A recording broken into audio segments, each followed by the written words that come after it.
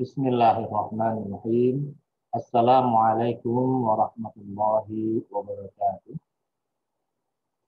Alhamdulillah kita berjumpa kembali dalam materi perkuliahan ilmu Quran. Dan pada pertemuan kali ini kita akan sama-sama mempelajari tema mengenai Makkiyah dan Madaniyah. Jadi kalau kita membuka Al-Quran, di setiap surat itu selalu kita temukan ada kalimat kata-kata Makkiyah dan Madaniyah, ya, bahwa sebuah surat itu dikategorikan sebagai Makkiyah dan Madaniyah.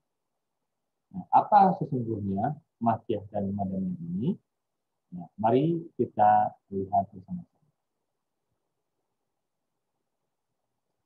Nah, Makkiyah adalah wahyu yang diturunkan kepada Nabi Muhammad SAW sebelum berhijrah ke Madinah.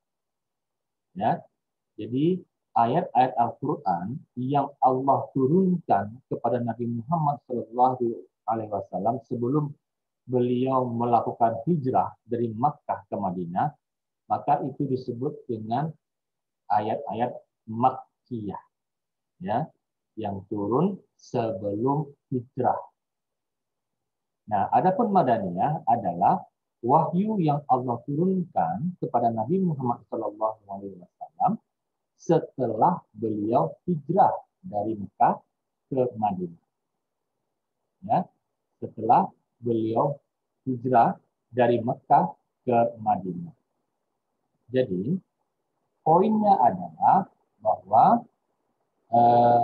perbedaannya di sini adalah pada hijrah, ya, pada peristiwa hijrahnya Nabi Muhammad dari Mekah ke Madinah. Artinya, sebelum hijrah terjadi, ayat-ayat yang diturunkan sebelum hijrah terjadi, maka itu disebut dengan Makkiyah. Ayat-ayat yang turun setelah hijrah terjadi, maka itu disebut dengan Madaniyah. Ya. Jadi bukan Makkiyah itu ayat yang diturunkan di Mekah dan Madaniyah ayat yang diturunkan di Madinah, tidak. Tapi yang dimaksud di sini adalah ayat-ayat yang turun sebelum hijrah disebut Makkiyah, setelah hijrah disebut Madaniyah. Nah, sekarang apa yang berbeda dari kedua jenis atau kategori ayat Al-Quran ini? Kita lihat pertama pada perbedaan antara konteks kalimatnya. Ya, perbedaan yang pertama adalah bahwa Makkiyah itu memakai konteks kalimat yang tegas dan lugas. Karena kebanyakan objek yang didakwahi menolak dan berpaling. Maka hanya cocok mempergunakan konteks kalimat yang tegas.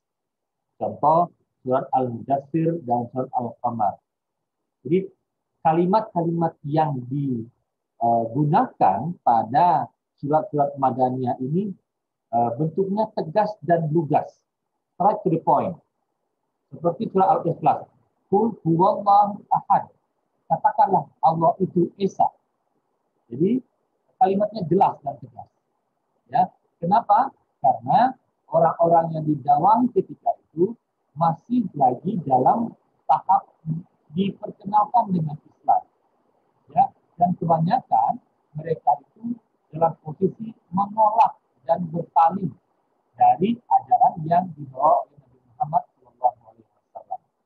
Maka daripada itu konteks kalimat yang digunakan itu adalah lugas dan tegas, jelas, ya, straight to the point. Sementara Madaniyah itu mempergunakan konteks kalimat yang lunak, ya. Jadi kalimat yang digunakan pada surat Madaniyah ini jauh lebih lunak ketimbang yang ada di Makkiyah, ya. Kenapa? Karena kebanyakan objek yang didakwahi menerima dan taat. Kita tahu dalam sejarah Islam, setelah Nabi Muhammad hijrah ke Madinah, masyarakat Madinah itu menerima Nabi Muhammad dengan sangat terbuka. ya, dan Islam di situ berkembang pesat sekali di kota Madinah. Maka mereka sudah bukan lagi dalam posisi tidak mempercayai ajaran Nabi Muhammad, tapi mereka sudah pada posisi mempercayai ajaran Nabi Muhammad, sehingga maka kalimat yang digunakan pun tidak lagi kalimat-kalimat yang tegas dan lugas, tapi lebih kepada kalimat-kalimat yang lunak. Ya, jenis kalimatnya adalah lunak. Ini contoh suratnya adalah surat Al-Maidah. Yang kedua, ya, ayat-ayat untuk surat Madani, Makkiyah, ya, ayat-ayatnya itu pendek dan argumentatif, ya, karena kebanyakan objek yang didakwahi mengingkari sehingga konteks ayatnya pun mengikuti kondisi yang berlaku. Contoh surat Al-Ikhlas.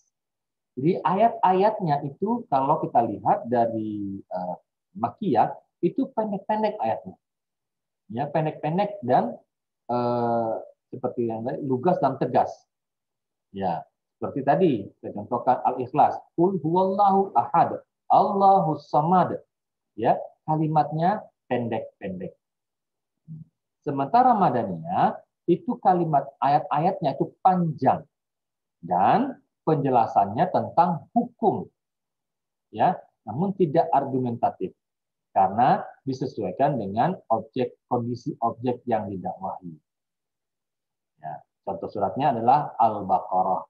Kalimat ayat-ayatnya panjang dan memuat tentang penjelasan tentang hukum.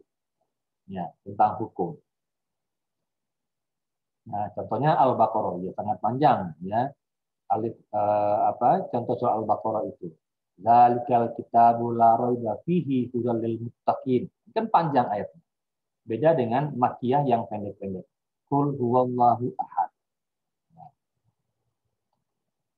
Nah, dari segi materi pembahasan, perbedaan Makkiyah dan Madaniyah, Makkiyah itu berisikan penetapan tauhid dan akidah yang benar, khususnya yang berkaitan dengan tauhid uluhiyah dan iman kepada hari kebangkitan.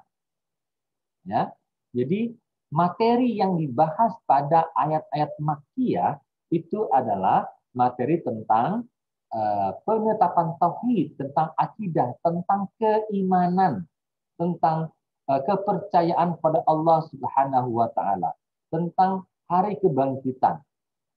Ya. Jadi materinya selalu seputar masalah ini. Kenapa? Karena memang tahap awal penyampaian risalah Nabi Muhammad SAW kepada masyarakat Makkah ketika itu memang fokusnya adalah kepada memberikan keyakinan kepada mereka ajaran yang Nabi Muhammad bawa itu tentang tauhid, tentang pengesaan Allah Subhanahu wa taala. Lalu sementara di Madaniyah itu isinya adalah perincian masalah ibadah dan muamalah. Ya, isinya tentang ibadah dan muamalah. Kalau Makkiyah tadi tentang tauhid, sementara kalau di Madaniyah tentang ibadah dan muamalah. Yani ibadah, tata cara bagaimana sholat, puasa, zakat, haji dan sebagainya. Dan sebagainya itu ada di surat Madaniyah. Dan menyampaikan tentang hal-hal yang berkaitan dengan muamalah, hubungan sosial. Ya. Karena objek yang didakwahi sudah memiliki tauhid dan akidah yang benar, sehingga mereka membutuhkan perincian ibadah dan muamalah. Jadi seperti yang kita tahu juga bahwa penduduk Madinah ketika itu setelah Nabi Muhammad hijrah, mereka sudah meyakini, sudah memeluk agama Islam. Sehingga yang mereka butuhkan bukan lagi dakwah tentang penguatan tentang tauhid, tentang akidah. Karena akidah mereka sudah tertanam dengan baik. Yang mereka butuhkan adalah ajaran mengenai tata cara beribadah dan bermuamalah. Itu perbedaan dari segi materi. Jadi ketika kita melihat ayat Al-Quran yang berisikan tentang ibadah dan muamalah, maka bisa kita katakan itu adalah ayat masuk kategori Madaniyah. Sementara jikalau kita menemukan ayat yang berbicara mengenai akidah, mengenai tauhid, maka bisa kita katakan itu kategorinya masuk kepada Makkiyah. Itulah perbedaan antara Makkiyah dan Madaniyah. Ya. Nah, sekarang bagaimana cara kita mengetahui yang mana yang Makkiyah dan Madaniyah? Ya, yang pertama tentu berdasarkan pendekatan transmisi atau periwayatan, berdasarkan merujuk kepada riwayat-riwayat yang yang valid yang disampaikan oleh para generasi sebelum awal, yakni generasi sahabat dan generasi tabi'in. Artinya kita mengetahui itu memang diberitahukan oleh para periwayat. Mereka mengatakan bahwa ayat ini masuk Makkiyah, ayat ini masuk Madaniyah. Ya, dan juga berdasarkan kronologis turunnya ayat itu, ada sejarahnya kapan masanya diturunkan ayat tersebut, juga bisa kita lihat dari periwayatan, sehingga kita bisa mengatakan ini masuk kategori ayat yang mana. Nah, atau kedua, pendekatan analogi, yakni atau kias. Jadi caranya adalah bertolak dari ciri-ciri spesifik dari kedua klasifikasi itu. Apa ciri-ciri seperti yang tadi kita sampaikan di depan, misalkan Makkiyah itu ayatnya pendek-pendek, Madaniyah ayatnya panjang-panjang. Maka dengan ciri-ciri seperti ini kita bisa menyatakan mana ayat yang Makkiyah dan mana yang Madaniyah. Ya. Nah, kemudian ulama pada umumnya membagi Al-Quran kepada dua kelompok ini, yakni Makkiyah dan Madaniyah. Ya. Nah, tapi mereka berbeda pendapat dalam menetapkan jumlah masing-masing kelompoknya. Sebagian ulama mengatakan bahwa jumlah surat Makkiyah itu ada 94 surat. Sedangkan Madaniyah itu ada 20 surat. Sebagian ulama yang lain mengatakan bahwa jumlah Makkiyah 84 surat dan Madaniyah 30 surat. Jadi ada terjadi perbedaan pendapat di sini mengenai jumlah surah yang masuk Makkiyah dan jumlah surah yang masuk Madaniyah. Nah, mengapa itu bisa terjadi? Menurut Dr. Abdullah Shahatah, ya, dalam bukunya Al-Quran wa Tafsir, mengatakan bahwa sebenarnya ulama sepakat bahwa ada 82 surah yang Makkiyah dan 20 surah yang Madaniyah. Nah, namun sisanya bagaimana? Ya, ada terjadi percampuran di situ. Ya, jadi ada 4 pengecualian. Ya, yang pertama itu adalah surah Makkiyah murni. Artinya bahwa surah Makkiyah murni adalah surah-surah Makkiyah yang seluruh ayatnya juga berstatus Makkiyah semua. Tidak ada satupun yang Madaniyah. Artinya surah itu keseluruhannya adalah Makkiyah, turunnya di sebelum hijrah semua.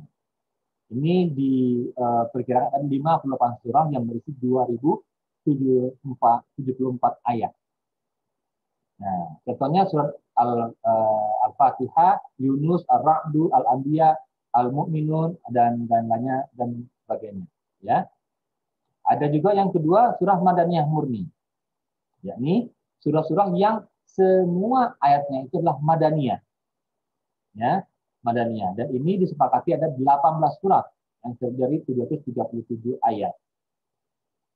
Nah, ya seperti surat Al-Imran, An-Nisa, An-Nur, Al-Ahzab, Al-Hujurat, Al-Muntana dan lain sebagainya. Ya, ini ada 18 surat yang disepakati Madaniyah murni. Nah, ini ada yang ketiga adalah surah-surah Makkiyah. Dia dikatakan sebagai surah Makkiyah, tapi ada berisi beberapa ayat yang Madaniyah. Ya, suratnya itu dikenal sebagai Makkiyah, tapi ada beberapa ayatnya yang Madaniyah. Artinya apa? Ya, surah yang kebanyakannya adalah Makkiyah.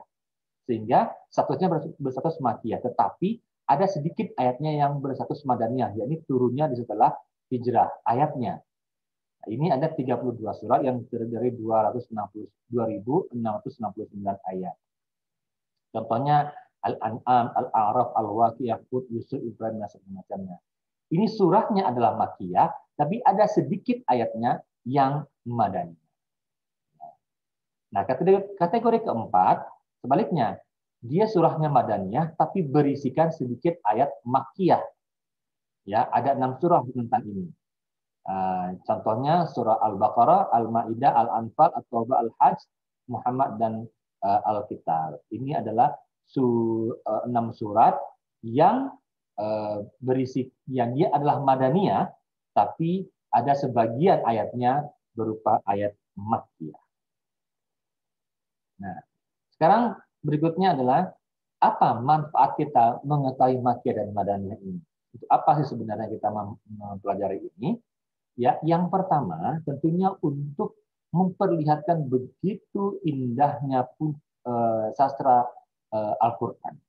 Ya, artinya bahwa setiap kaum diajak berdialog sesuai dengan keadaan objek yang didakwahi dan dari ketegasan, kelugasan, kelunakan, dan kemudahan. Ya, begitulah puncak keindahan sastra Al-Qur'an, bahwa dia berdialog ya dengan objek itu disesuaikan, bahasa yang digunakan disesuaikan. Ya, objek yang didakwahi itu seperti di Makkah periode sebelum hijrah, mereka adalah orang-orang yang masih membangkang, mereka belum begitu menerima ajaran Islam, maka kalimat-kalimat yang digunakan adalah kalimat-kalimat yang tegas, ya, yang tanpa perlu dijelaskan lebih dalam tentang makna ayat itu, orang sudah paham dengan sendirinya. Nah, maka disinilah luar biasanya nampak jelas sastra Al-Quran itu pada puncak keindahannya.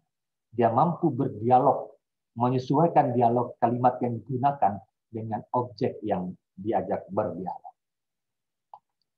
Yang kedua, nampak jelas puncak tertinggi dari hikmah pensyariatan diturunkannya secara berangsur-angsur. Kita tahu bahwa ayat Al-Quran itu diturunkan secara berangsur-angsur, tidak secara menyeluruh pada satu waktu, tapi berangsur-angsur disesuaikan dengan kondisi objek waktu itu. Dan bahkan ada beberapa yang memiliki latar belakang sejarah atau latar belakang histori turunnya ayat itu yang kita kenal dengan Asbabun Nuzul. Nah, ini terlihat bahwa yang diturunkan itu disesuaikan dengan prioritas kepentingan. Ya, ketika itu masalahnya adalah, misalkan masalahnya itu adalah masalah khamar, maka diturunkanlah ayat tentang khamar. Ada peristiwa tentang khamar, maka turun ayat tentang khamar. Ada peristiwa tentang haji, maka turun ayat tentang haji, dan sebagainya. Ya, nah di sini hikmahnya mengapa ayat Al-Quran itu diturunkan secara berangsur-angsur dan dan juga untuk disesuaikan kesiapan dari mereka yang menerima dan ya. Yang ketiga, pendidikan dan pengajaran bagi para mubalik serta pengarahan mereka untuk mengikuti kandungan dan konteks Al-Quran dalam berdakwah. Ya, ini adalah sebuah pembelajaran kepada para mubalik bahwa ketika kita berdakwah, maka contoh Al-Quran. Al-Quran menyesuaikan objek dakwah dengan kalimat yang digunakan. Ya, ketika yang didakwahi itu adalah orang-orang yang tidak perlu argumentasi, maka sampaikan dengan kalimat yang pendek, tegas, dan lugas. Tapi ketika orang-orang yang didakwah itu adalah orang yang sudah memahami, menerima, dan butuh untuk didiskusikan, maka sampaikan dengan cara berdiskusi. Dan dahulukan yang terpenting di antara yang penting, ya. Jadi lihat objeknya, mereka butuhnya apa, maka dakwahi dengan kebutuhan mereka. Ini pendidikan inspirasi yang diberikan Al-Quran kepada para mubalik. Ya. Yang keempat, untuk membedakan antara nasikh dan mansuh ketika terdapat dua buah ayat Makkiyah dan Madaniyah. Ya, nanti pada satu sesi khusus akan kita bahas tentang apa itu nasakh. Ya. Artinya adalah bahwa terjadi ada penghapusan pemberlakuan hukum yang ada di dalam ayat Al-Quran. Nah, ketika ada dua buah ayat yang saling bertentangan, misalkan yang satu membolehkan, yang satu melarang, misal, maka di sini akan terjadi bisa jadi akan terjadi penghapusan pemberlakuan hukum. Nah, maka biasanya ayat yang datang kemudian menjadi penghapus bagi ayat yang datang terdahulu. Artinya madaniyah itu menjadi penghapus bagi makkiyah. Jika itu terjadi, maka yang madaniyah yang digunakan, yang diberlakukan adalah yang madaniyah dan makkiyah tidak diberlakukan. Detailnya akan kita bahas pada satu kursus mengenai nasakh. Ya, jadi demikianlah sedikit penjelasan mengenai makkiyah dan madaniyah. Semoga penjelasan ini dapat dipahami dan bermanfaat buat kita semua. Lebih dan kurangnya mohon maaf. Sampai berjumpa kembali pada materi yang berikutnya. Assalamualaikum warahmatullahi wabarakatuh.